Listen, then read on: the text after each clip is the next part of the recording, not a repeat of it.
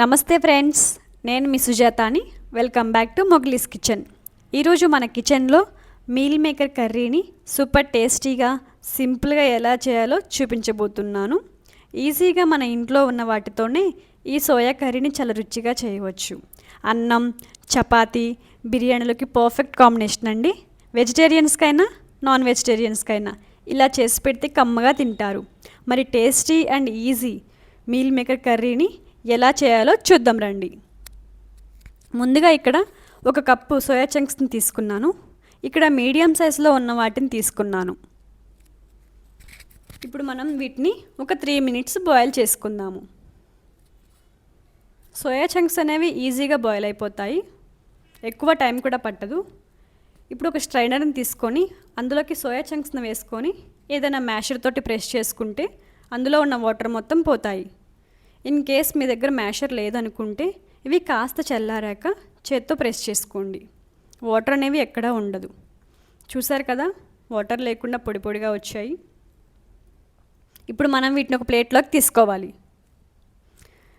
ఇందులోకి కొద్దిగా పసుపు, కొద్దిగా సాల్ట్, కొద్దిగా కారం వేసుకొని బాగా కలుపుకోవాలి.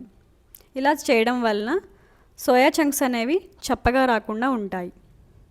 చూసారు కదా, ఇప్పుడు మనం 5 మినిట్స్ పక్కన పెట్టుకుందాం.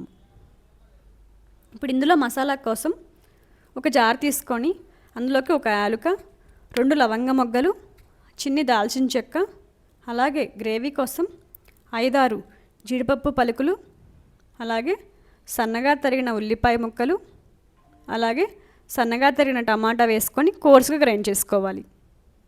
చూసారు కదా అండి, పేస్ట్ ఇలా వస్తుంది. ఇప్పుడు స్టవ్ ఆన్ చేసుకొని ప్యాన్ పెట్టుకోవాలి. అందులోకి 2 టేబుల్ స్పూన్ ఆయిల్ వేసుకోవాలి. ఆయిల్ వేడెక్కాక మనం ముందుగానే పక్కన పెట్టుకున్న సోయా చంక్స్ని వేసుకొని ఒక 2 మినిట్స్ ఫ్రై చేసుకోవాలి. ఇలా చేయడం వలన ఆ ఉప్పు కారం అనేది సోయా చంక్స్కి బాగా పడతాయి. ఇప్పుడు మనం వీటిని వేరొక ప్లేట్లోకి తీసుకుందాము. ఇప్పుడు అదే ప్యాన్లోకి 1 టేబుల్ స్పూన్ ఆయిల్ వేసుకోవాలి.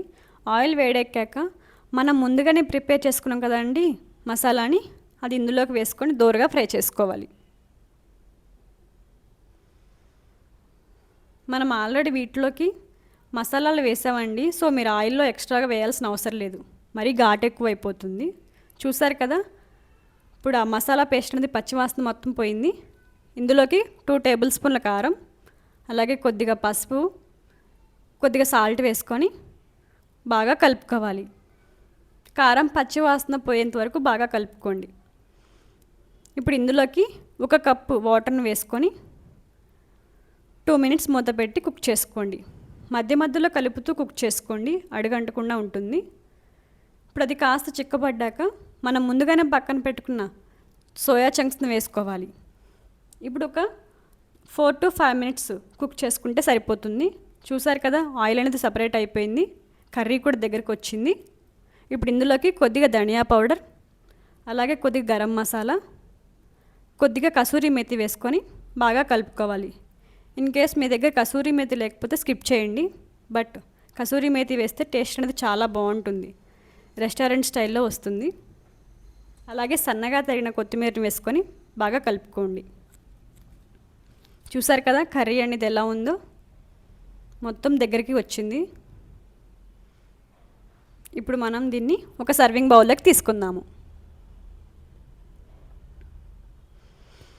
చాలా ఈజీ అండ్ సింపుల్ రెసిపీ అండి, మీరు కూడా తప్పకుండా ట్రై చేయండి. చాలా అంటే చాలా బాగుంటుంది.